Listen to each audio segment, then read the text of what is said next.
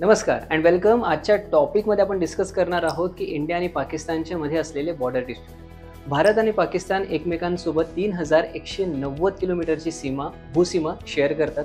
या सीमेमध्ये 3 वादाचे मुद्दे आहेत. स्वातंत्र्याच्या नंतर सियाचिन ग्लेशियर, त्याचप्रमाणे सर क्रीक आणि काश्मीर मुद्दा, हे 3 मुद्दे सगळ्यात जास्त वादाचे ठरले. तिच्यावरूनच सीमावाद व्हायला लागला. यातला सियाचिन जो मुद्दा आहे किंवा सियाचिन जे ग्लेशियर आहे त्याच्या पूर्व साईडला अक्साई चीनचा भाग येतो, त्याच्या पश्चिम साईडला पाकिस्तान ऑक्युपाईड काश्मीरचा रिजन येतो.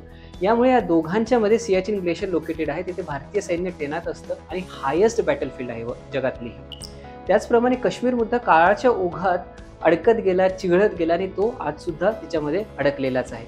शेवटचा सगळ्यात इंटरेस्टिंग जो मुद्दा आहे तो आहे सरक्रीकचा. सरक्रीकमध्ये एक्झॅक्टली हा रन ऑफ कच्छचा एक छोटासा भूभाग आहे, ज्यामध्ये भूसीमा त्याचप्रमाणे समुद्री सीमा यामध्ये वाद आहेत.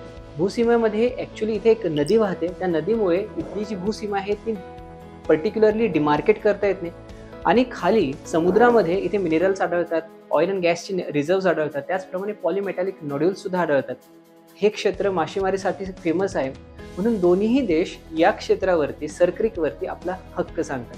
बेसिकली इंडिया आणि पाकिस्तानमध्ये सियाचिन, त्याचप्रमाणे काश्मीर आणि शेवटचा सरक्रीक हे 3 मुद्दे डिस्प्युटेड आहेत.